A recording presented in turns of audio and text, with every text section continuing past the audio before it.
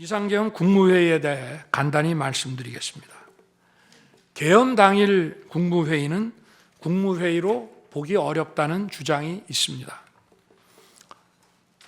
그런데 국무회의를 할 것이 아니었다면 도대체 12월 3일 밤에 국무위원들이 대통령실에 온 이유를 오히려 제가 묻고 싶습니다.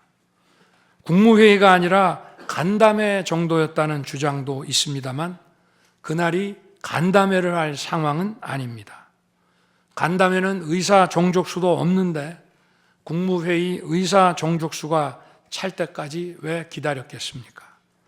당일 저녁 8시 반부터 국무위원들이 차례로 오기 시작했고 저는 비상계엄에 대해 설명하고 국방장관은 계엄의 개요가 기재된 비상계엄 선포문을 나눠줬습니다.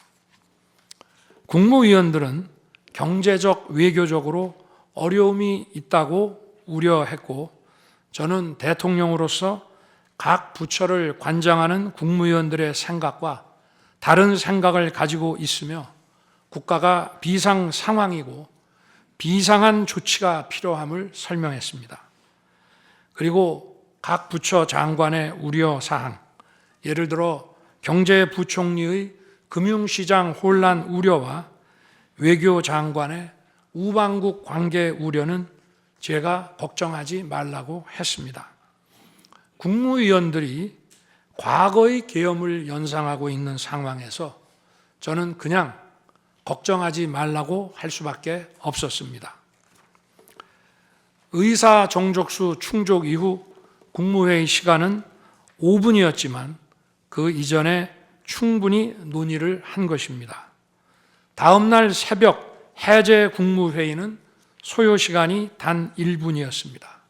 실제 정례 주례 국무회의 경우에도 모두와 마무리 발언 등을 하고 많은 안건을 다루기 때문에 1시간가량 걸리지만 개별 안건의 심의 시간은 극히 짧습니다.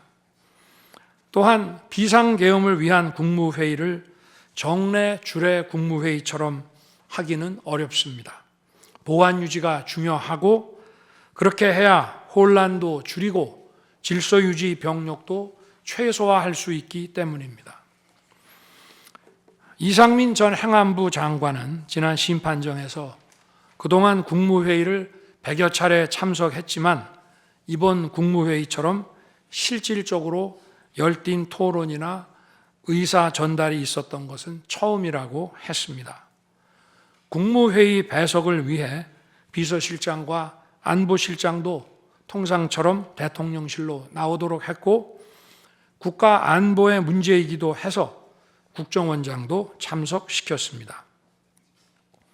1993년 8월 13일 김영삼 대통령께서 긴급 재정경제명령으로 금융실명제를 발표했을 때도 국무위원들은 소집 직전까지 발표한다는 사실 자체를 몰랐고 국무회의록도 사후에 작성됐습니다.